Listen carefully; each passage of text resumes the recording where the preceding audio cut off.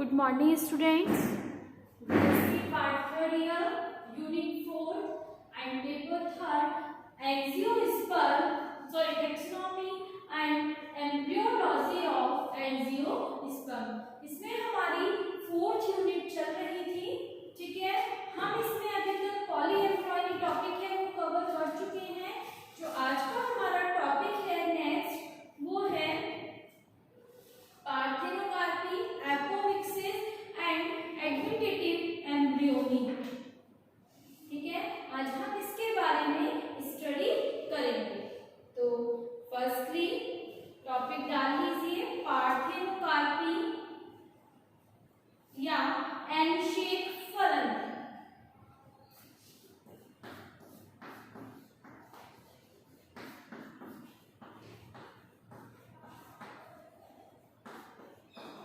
Parthenocarpy या N shape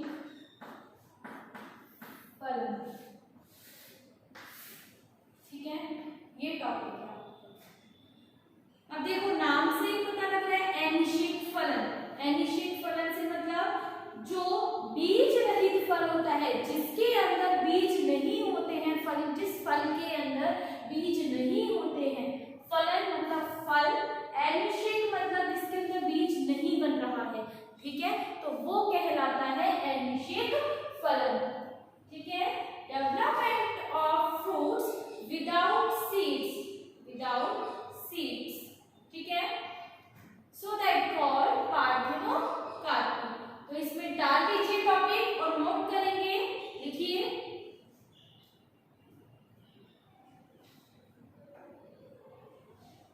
बीज रहित फल का बनना, बीज रहित फल का बनना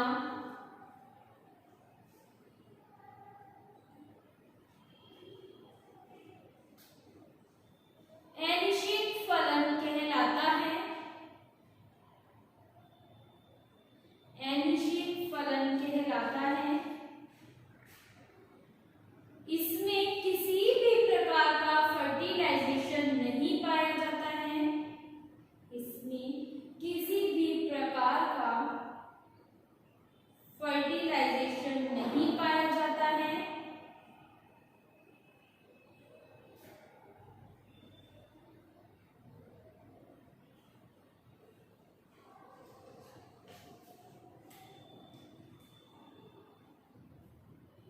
इंग्लिश मीडियम वाले स्टूडेंट्स लिखेंगे, लिखिए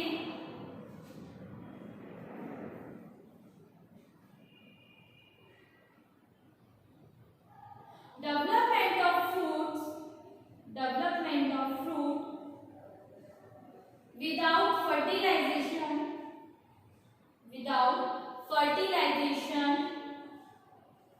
is termed as parthenocarpy, is termed as parthenocarpy।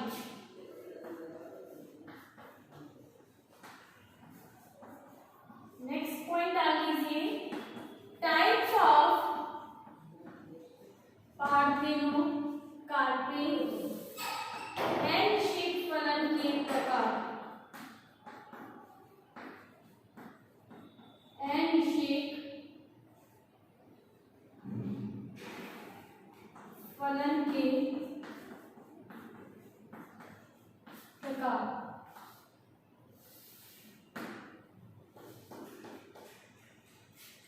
लिखिए यह 3 प्रकार के होते हैं। यह 3 प्रकार के होते हैं।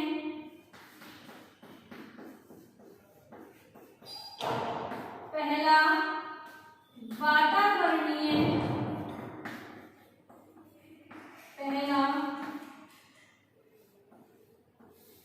वातावरणीय एन शेप फलन। दूसरा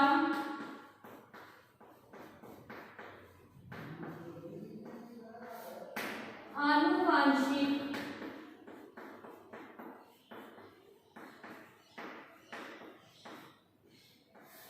एन शेप फलन।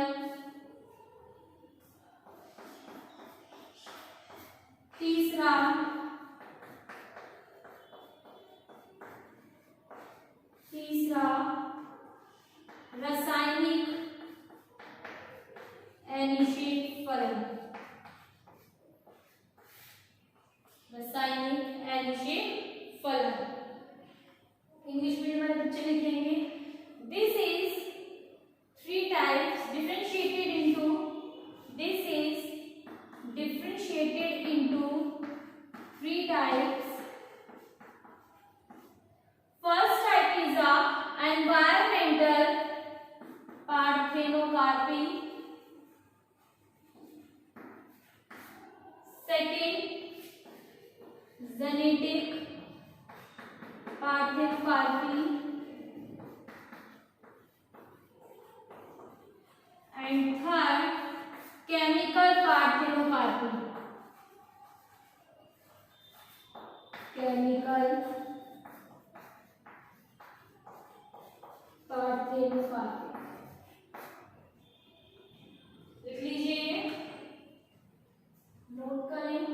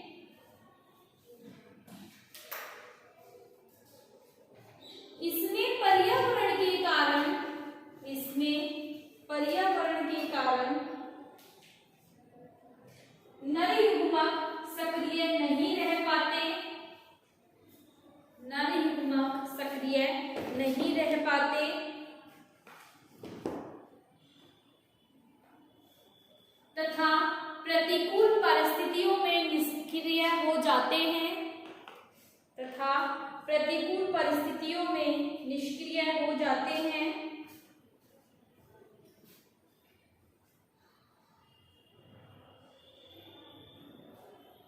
इनमें पाला शून्य तापमान, इनमें पाला शून्य तापमान,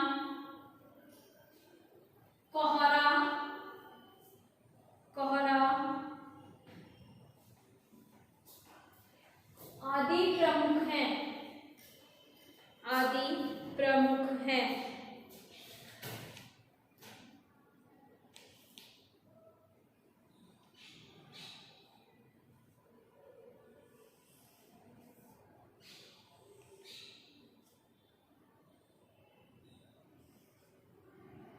नेक्स्ट लिखिए जेनेटिक पार्थेनोग्राफी या आनुवांशिक अनिषेक फलन।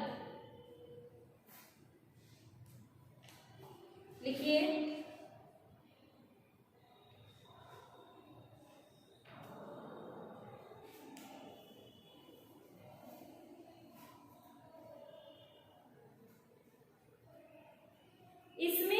उत्परिवर्तन, असामान्य अर्धसूत्री विभाजन, इसमें उत्परिवर्तन, असामान्य अर्धसूत्री विभाजन,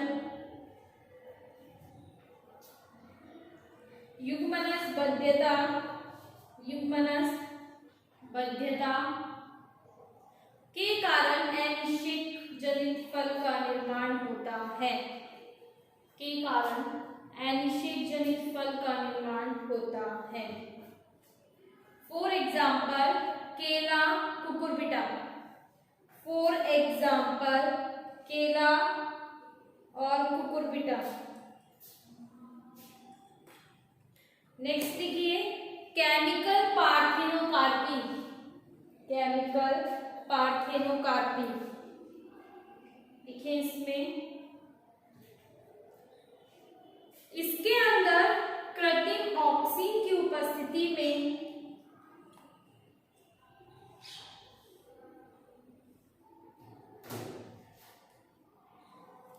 इसके अंतर्गत कृत्रिम ऑक्सीन की उपस्थिति में अपरागित अंडाशय फल में परावर्तित हो जाता है,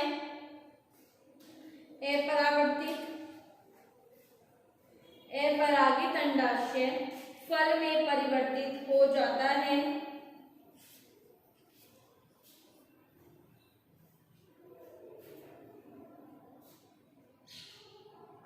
अब इंग्लिश मीडियम वाले स्टूडेंट्स लिखेंगे, फर्स्ट डाल लीजिए environmental parthenocarpy.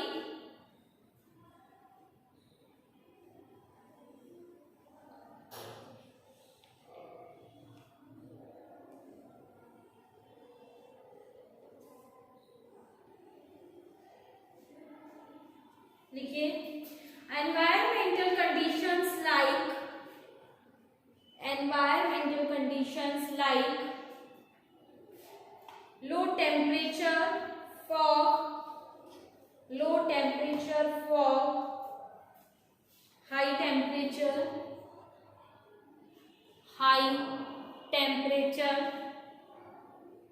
etc. interfere with normal pollination and fertilization process as a result parthenocarpic fruit,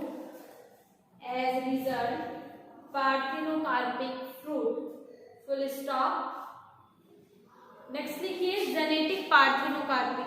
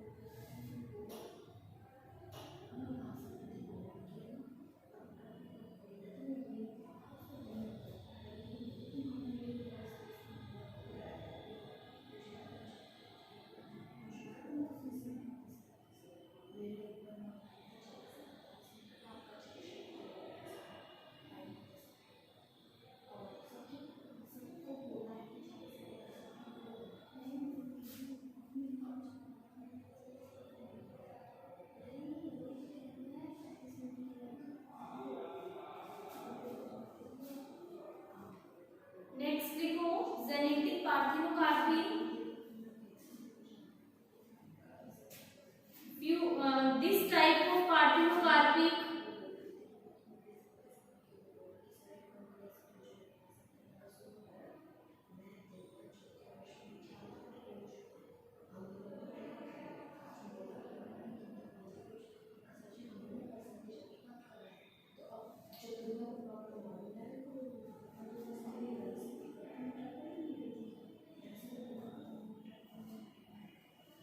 this type of parthenocarpic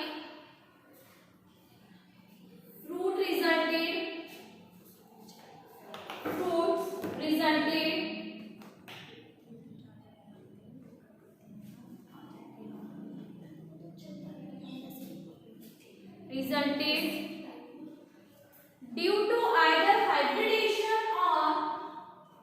due to either hybridization or mutation. For example, in citrus famous navel. For example, in citrus famous navel, organs developed from a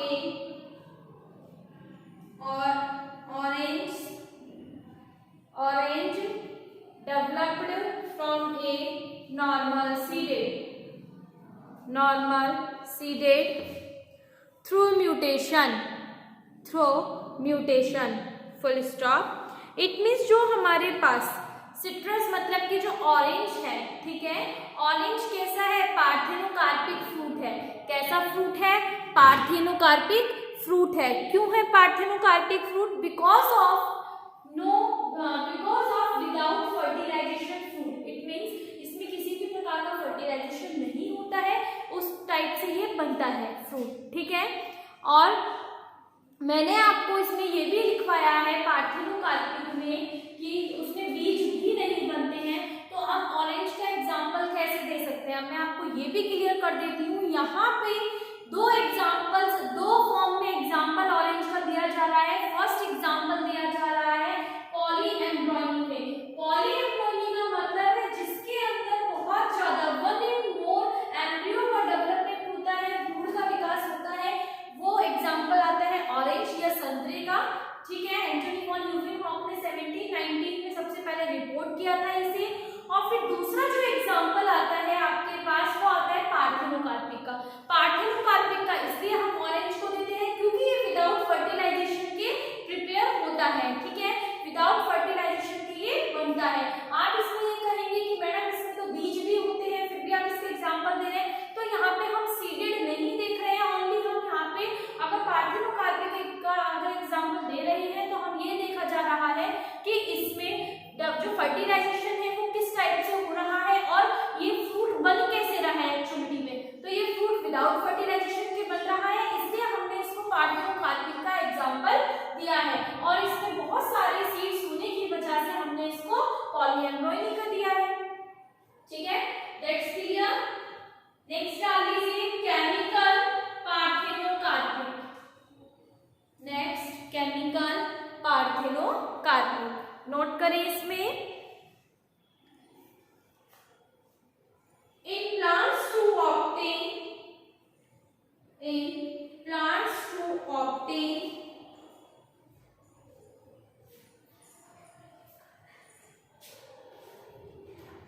parthenocarpic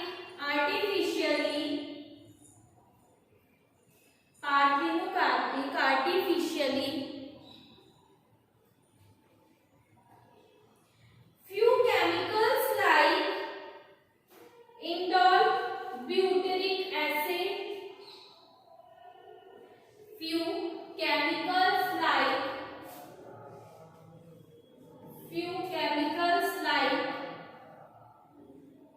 indole butyric acid, indole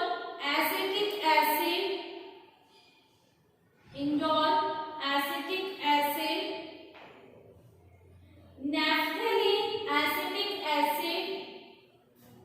naphthalene acetic acid,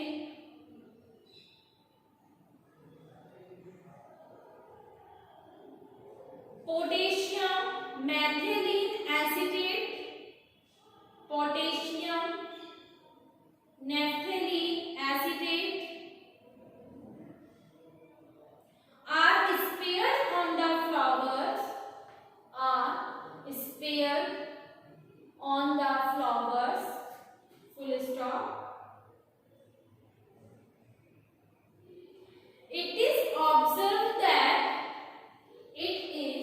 observed that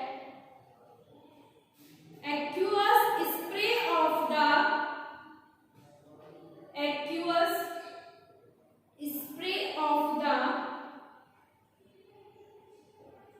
chemical is effective in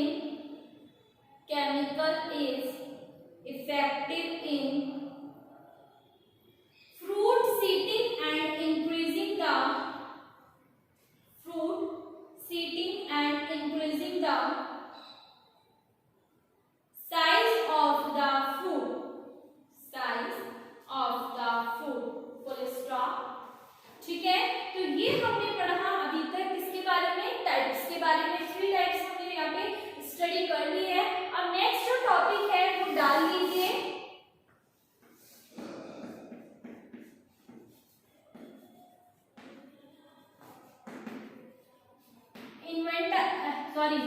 advantages of parthenocarpy.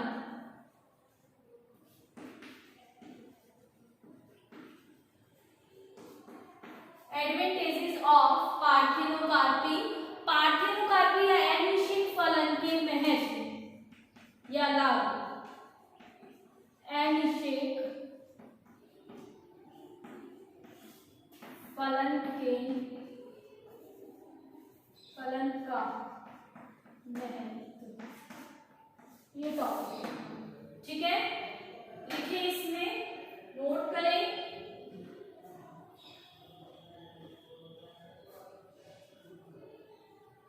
बीज रहित फल अच्छे माने जाते हैं। बीज रहित फल अच्छे माने जाते हैं।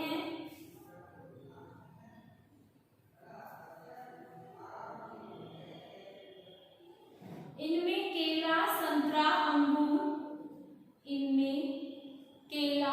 संतरा, अंगूर, पपीता आदि बीज रहित फल होते हैं।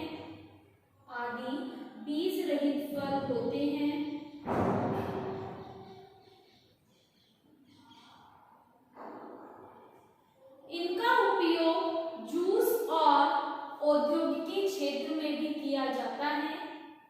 इनका उपयोग जूस और औद्योगिकी क्षेत्र में भी किया जाता है।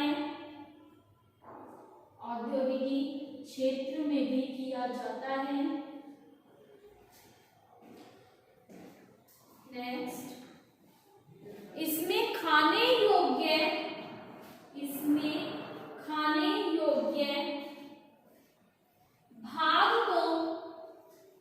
भाग को बढ़ाया जा सकता है। मतलब जो फ्रूट्स में गुदा जिसको हम बोलते हैं, जैसे कि संतरा है, संतरे में क्या होता है, बीच में जगह जगह सीड्स होते हैं, लेकिन हम जब उसका जो पार्ट खाते हैं वो बहुत ज्यादा होता है,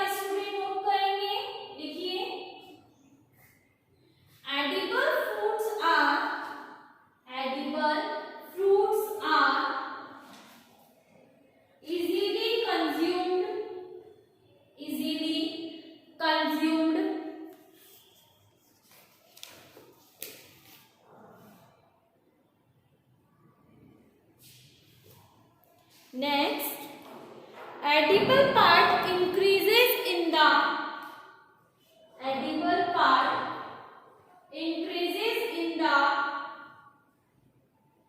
fruit.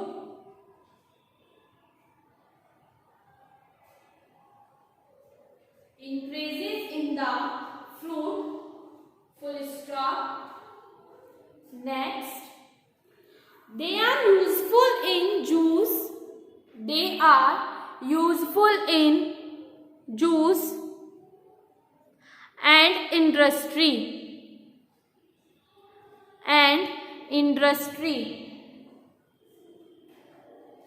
Full stop. Next देखिए, if grapes and tomatoes are treated, grapes and tomatoes are treated beta nethoxy propionic acid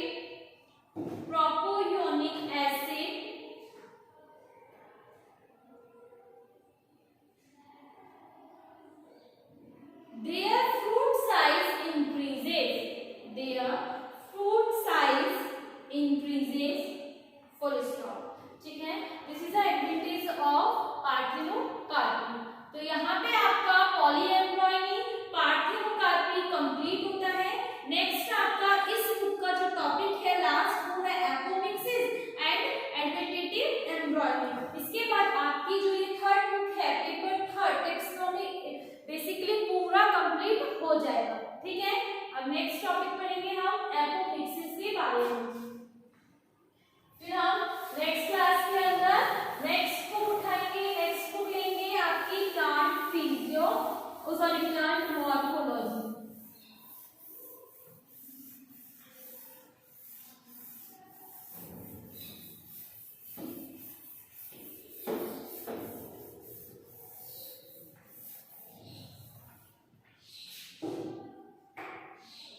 डाल दीजिए.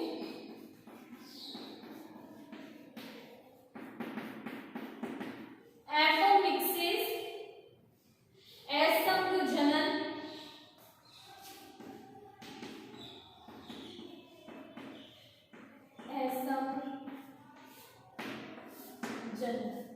ठीक है. तो लिखिए इसमें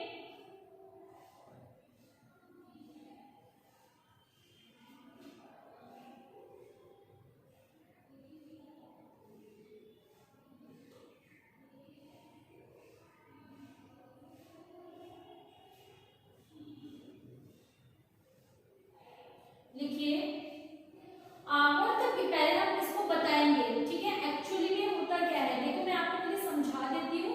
हमारे पास जो एंजियोस्पर्म प्लांट होते हैं, ठीक है, आवर्त बीजी जो प्लांट है, एंजियोस्पर्म प्लांट हिंदी में भी लिखूंगी मैं. ठीक है, और आवर्त बीजी पार्ट. ठीक है, हमारे पास ये प्लांट है. ठीक है, ये प्लांट क्या करते हैं, रिप्रोडक्शन करते हैं, जनन की क्रिया करते हैं.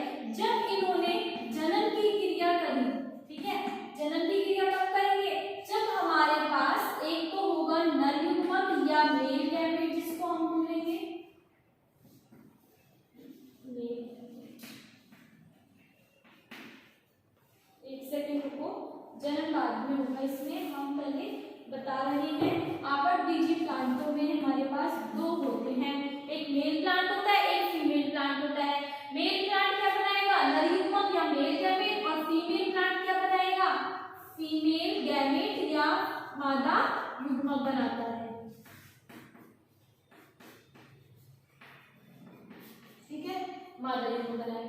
अब देखो इसमें क्या होगा, जब ये दोनों फर्टिलाइजेशन करेंगे, दोनों क्या करेंगे, फर्टिलाइजेशन या हम इसको बोलते हैं निषेचन. ठीक है, फर्टिलाइजेशन जब ये दोनों करते हैं तो हमारे पास क्या बन जाता है, एक डिप्लॉइड जाइगोट बनता है. क्या बनता है, जाइगोट बनता है, जो कि कैसा होता है, डिप्लॉइड या द्विगुणित होता है. ठीक है, मैं आपको बता देती हूँ, यहाँ पे जो मेल गैमेट है ये एगुणित होता है, अर्थात हम कह सकते हैं ये हैप्लॉइड होता है. और यहाँ पे जो फीमेल होता है वो भी हैप्लॉइड होता है, या फिर हम एगुणित कह सकते हैं. ठीक है, जब ये दोनों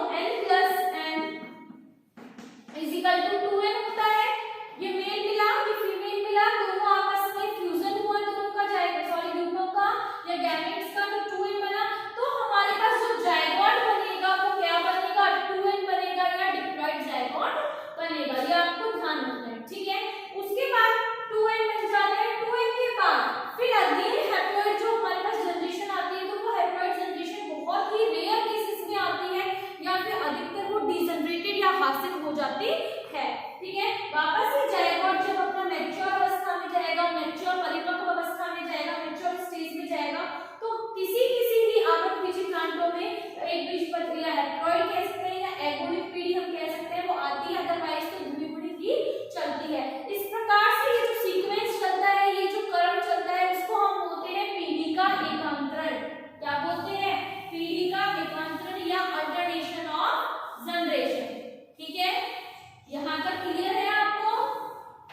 अब आप बता देती हूँ आपको कि असंघजनन एक्चुअल में होता क्या है।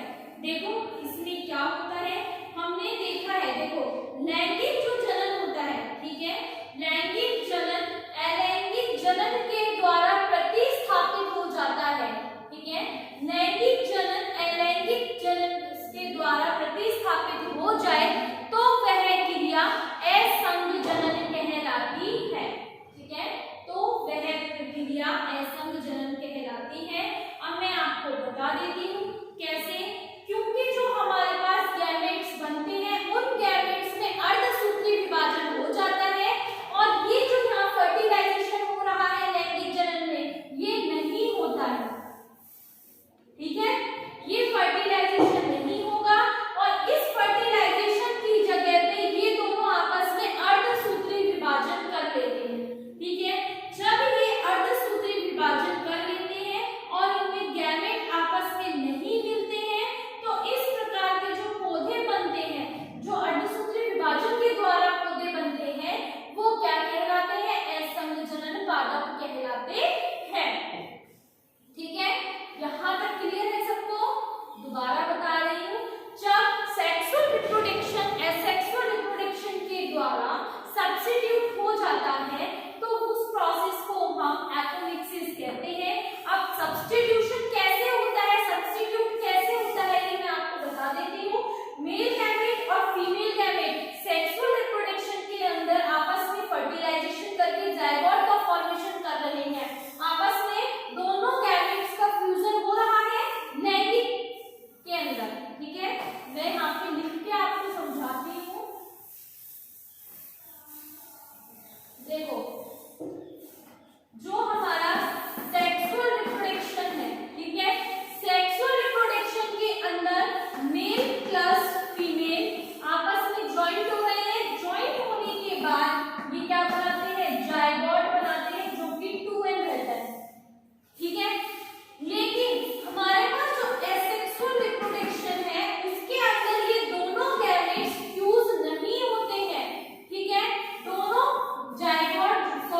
गैमेट्स क्या होते हैं? फ्यूज नहीं होते हैं, gamete not fuse, but meiosis division is continue.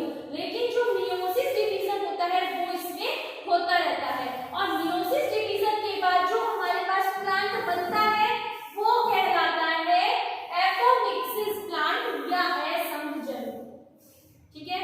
यहाँ तक आपको याद रखना है, मैंने आपको बहुत अच्छे से क्लेरिफाई कर दिया है कि एपोमिक्सिस या असंघजन होता क्या है। तो अब इसके बारे में हम लिखेंगे। देखिए, लैंगिक जनन अलैंगिक प्रक्रिया के द्वारा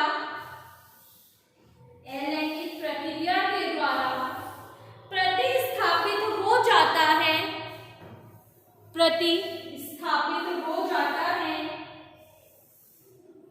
जिसके अंतर्गत अर्धसूत्री विभाजन संपन्न होता है, जिसके अंतर्गत अर्धसूत्री विभाजन संपन्न होता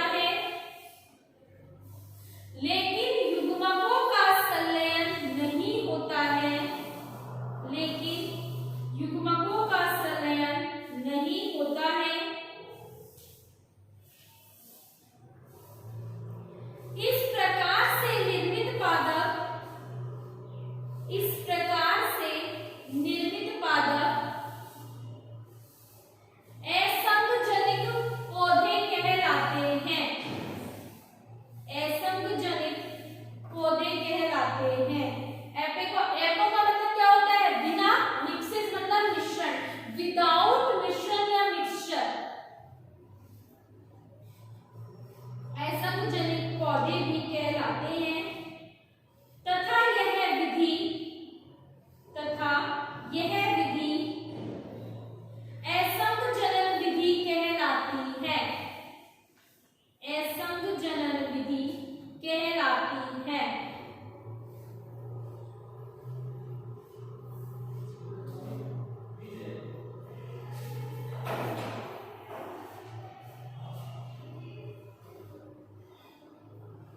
यह दो प्रकार के होते हैं। यह दो प्रकार के होते हैं।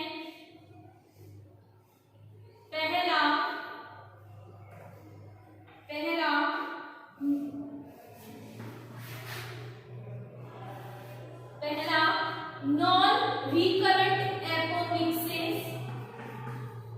नॉन रिकरेंट एपोमिक्सिस या अनावर्ती असंजनन। अनावर्ती असंजनन। और दूसरा जो टाइप होता है वो होता है रिकरेंट एपोमिक्सिस या आवृत्ति असंजनन। रिकरेंट एपोमिक्सिस या आवृत्ति असंजनन। ठीक है, दो टाइप्स के होते हैं। अब पहले इंग्लिश मीडियम वाले स्टूडेंट्स लिखिए एपोमिक्सिस में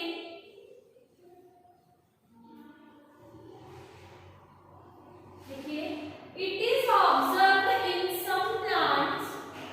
It is observed in some plants that seeds are produced. That seeds are produced without the process of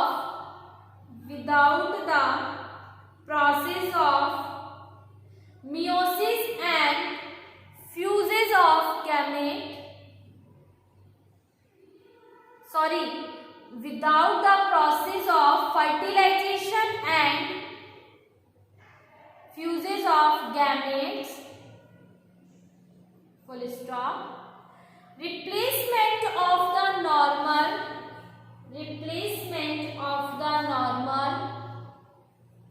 sexual reproduction by asexual reproduction without fertilization. Asexual reproduction without fertilization is termed as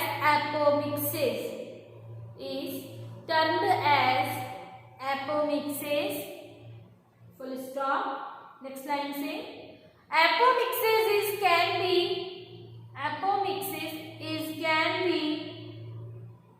divided into two types.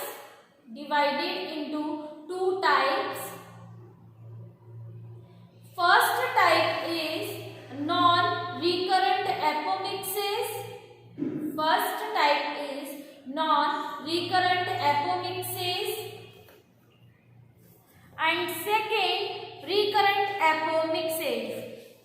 And second recurrent apomixis. तो डाल लीजिए। अब हम next class के अंदर पढ़ेंगे ये non recurrent apomixis और रिकरेंट एपोमिक्सिस और एडवेंटेटिव एम्ब्रियोनी के बारे में। ठीक है, आज का टॉपिक आपका यहीं कंप्लीट होता है। Thank you.